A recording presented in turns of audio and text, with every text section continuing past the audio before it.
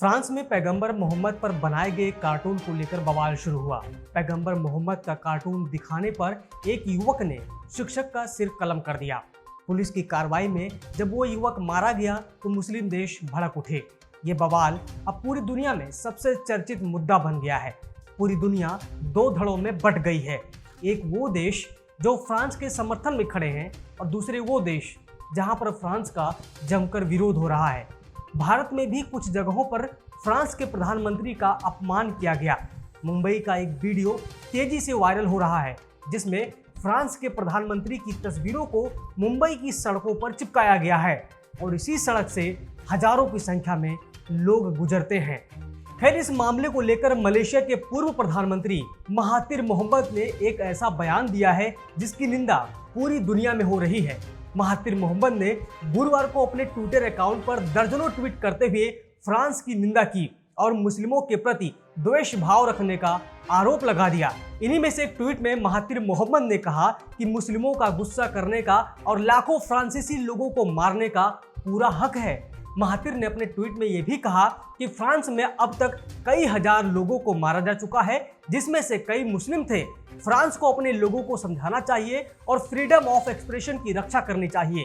हालांकि Mahathir Mohamad ने यह भी लिखा है कि मुस्लिमों ने फ्रांस में आंख के बदले आंख के कानून को नहीं अपनाया है। ऐसे में फ्रांसीसी लोगों को भी ऐसा ही करना चाहिए। हालांकि ये ट्वीट अब ट्विटर ने डिलीट कर दिया है। आपको यह भी बताना जरूरी है कि गुरुवार को फ्रांस के एक शहर में एक चर्च में एक व्यक्ति ने अल्लाह अकबर के नारे लगाते हुए 3 लोगों की हत्या कर दी, जिसमें से एक महिला की हत्या गला काट कर की गई। इसके बाद ये बवाल और बढ़ गया।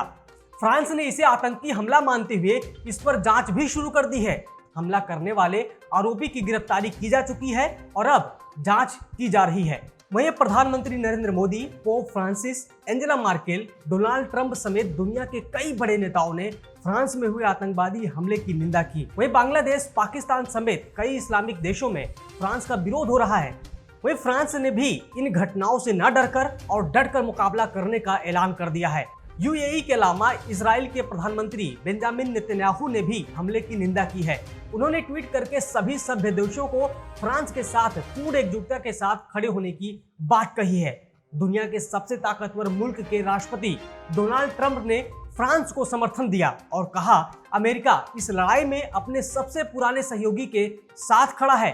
ट्रंप ने ट्वीट करते हुए कहा कि हमारा दिल फ्रांस के लोगों के साथ है। इन कट्टरपंथी इस्लामिक आतंकवादी हमले को तुरंत रोक देना चाहिए। लेकिन सबसे महत्वपूर्ण बात यह है कि चीन का भी एक वीडियो सोशल मीडिया पर तेजी से वायरल हो रहा है जिसमें पैगंबर मोहम्मद के चित्र को दिखाया गया है। तो क्या अब फ्रांस का विरोध कर रहे इस्लामिक या गैर इस्लामिक देश चीन का विरोध करेंगे? शी जिनपिंग का पुतला जलाएंगे, सड़कों पर चीन के राष्ट्रपति का पोस्टर चिपकाएंगे या चीन के खिलाफ नारे लगाएंगे? आप देख रहे हैं पर्यावरण पोस्ट। सब्सक्राइब करें पर्यावरण पोस्ट।